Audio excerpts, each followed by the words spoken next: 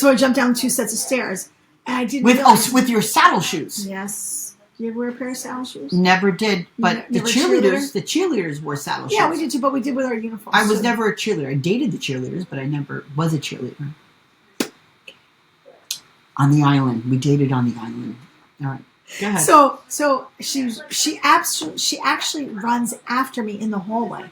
So I'm looking back and I'm running. I'm like, oh my gosh! So I jumped down one. You don't know for nothing, stairs. but we've had students that have escaped school, and we've had to chase them. Okay. Yeah, I had one MT. Yeah, and we talked about them like, oh my God, these poor kids! Like they're like, what are they thinking? Running, escaping school, and here you are, one of them. I ran out the back on the small playground, and I'm running. She's still running after me down the playground. She was fast. She was trying. She didn't tell her boyfriend while he was outside waiting for her. Right? So I'm running. I'm like, you gotta be careful. So she gave up once I was in the little playground. Did she know where you lived? I don't know. Luckily, you lived around the block from the school. Oh, well, straight down the street. And I went halfway down the street. I threw up all over my uniform. It was horrible. So I was a nervous wreck. Because, I mean, what am I doing going home in the middle of the day? Yeah, what were you going to tell your mother, by the way? I told her what she did to me. Yeah. What did she do again? She accused us of writing that note about her clothes being revolting. Who wrote the note? They were an 8th grader who actually is no longer with us. All right, but wait. And you were in 6th grade when this happened? Yes. So how did she get a note from an 8th grader?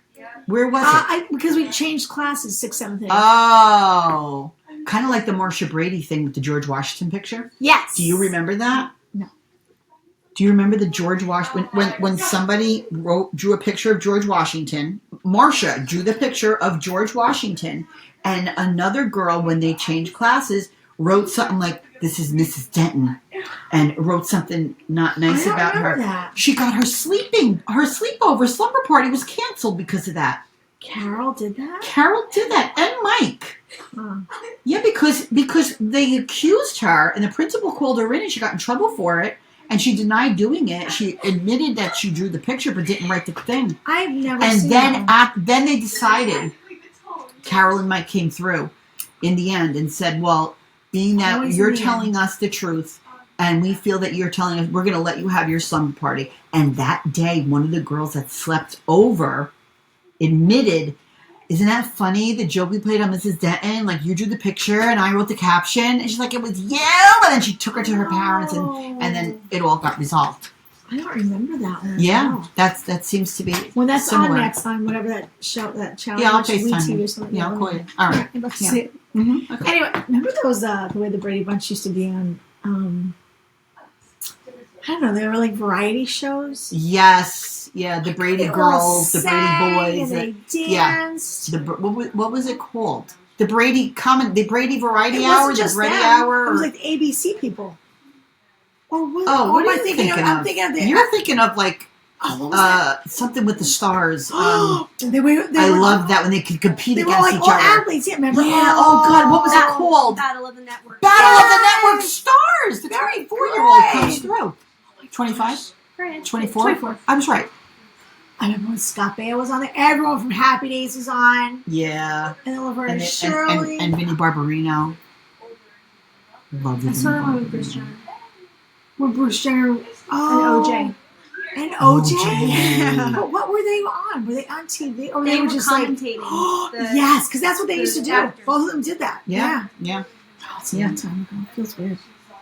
All right, so anyway, finish your story.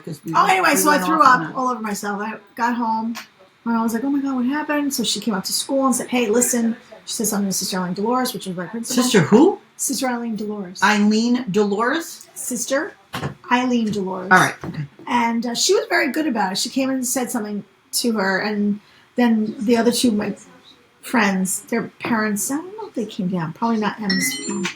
And, they resolved it, but I had to sit in there in their classroom. Then at the end of the year, she invited us to her house for a barbecue, which I guess was nice, but the three of us did contemplate whether or not we should key her glass the mischief is done. Table. Here she is. In the her coffee table. But we didn't do it. We thought about it because she was so mean to us. So mean. Terrible. But then, whatever happened to her? I don't know. I used to look for her all the time. Did you look her up on Facebook? Yeah, of course. And what? Nothing. Can't find her? Mm-mm. Did you like just Google her? Like just put it in Google her name? No. I used to want to do it when I worked for, when I used to go to, remember we used to go to a lot of meetings for school and everyone from the county was there. I would always look up her name. There was that one lady with the long gray hair that I said, that's going to be you. Yes. Yeah. Yes. Because you'll never cut your hair. And I'll never be gray. There was a lady there that ran the show. And like literally her hair was down to here and gray. Like, but in a ponytail, gray. no? Always made it look pretty. And I said, that's you in like 50 years. Because she will never cut her hair. But she had a bow to go with every outfit, too. Like every time she had a bow that coordinated. I mean, this woman was like in her 70s. But, more power to her. I mean, why not? Do what you want to do. Yeah. Okay.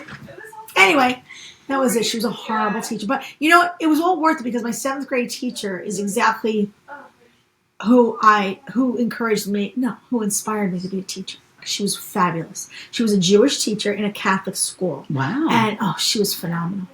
And then I said to Sister Arlene Joseph, which is another teacher, I said, didn't you say one time that Jewish people don't go to heaven? Because I definitely know my 7th grade teacher's going to go to heaven. And she said, she wouldn't answer me. I don't know. But I know she would go to heaven. She was dead, but she's alive and well. Just had dinner with her. You just, like, she has conversations by herself. Do you ever notice that? I'm like, just saying, really, no one needs to be in the room. No, I'm saying to you. No one needs to react. No. She reacts herself. No. She says the story, reacts herself, goes on to the next. Listen to me. No, I'm saying to you, she was the inspiration why I became a teacher. Yeah. And then I actually got to have dinner with her this summer. Like, this summer? Yeah, that's nice. Summer. That's nice. With the other girl who was also accused of that note. Ooh. So we relived it. And my 7th grade teacher didn't even know about it. She did not know. Hot diggity dog. Oh, she's a wonderful person.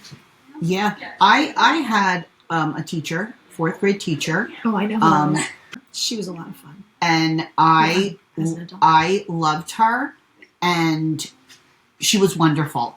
And that's when I started realizing I wanted to be a teacher. In fact, I started wearing dresses because I wanted to be like her. My mother had a little hope back then because I went from dressing like Fonzie in 3rd grade to dressing like my teacher. Now that was 5th grade. Oh. I'll get to that in a minute. I was dressing like Fonzie in 3rd grade, like literally like the black jacket, the white T-shirt, and I slicked my hair. That was 3rd grade. I even wrote. You slicked your hair with what? Whatever. Dippity doo? Dippity doo dah? Remember that dippity doo? No. Anyway, I wrote a sign that said the Fonz and put it out in the hallway by my room, my bedroom. Like, people would have to come and see me. I was the Fonz in 3rd grade. Okay? You couldn't be. Then 4th grade, in 4th grade, I became a girl because I loved my 4th grade teacher. And I wanted to, and my grandmother would make clothes. She would, like, sew, like, everything. And I would go home and tell her the pattern I wanted and the style and the type of material. And she would make me all these dresses. And I would go to school, like, with these dresses on. And my mother was so hopeful. I'm like, oh, yes, no more Fonzie. Now she's a girl. But that didn't last very long because in 5th grade, I wanted to be Vinny Barbarino. And I put, like, the corduroy pants on and the big turtlenecks. And I sat in the back of the classroom. And I would hold my thumb in my chin like this, forcing and hoping and praying every day for a cleft in my chin like Vinny Barbarino. I would go home and go, Barbarino, say Barbarino, got me rocking and rolling, rocking and the rhythm, Barbarino. Welcome back home. Oh, Welcome Back Home. I couldn't remember the name of I couldn't remember the name of the show. And that's when my mother gave up. She's like, you know what? Now, Fonzie, the girl, and now we're Vinny Barbarino. There's really, at this point, it's all down. It's all hope. I never wore a dress again. The only time I wore a dress after that was, let's see, confirmation and both my brother's weddings. And I had no business being in dresses. Yeah, she didn't wear a dress in my wedding. Yeah, no, I wore pants. Yeah. Oh, a pantsuit. Well, that's because I didn't have time. I was too busy trying to write directions on how to order a pizza. Who had time to dress shop? For a shower. Yeah. Tells you a little bit about us a little bit. Mm-hmm.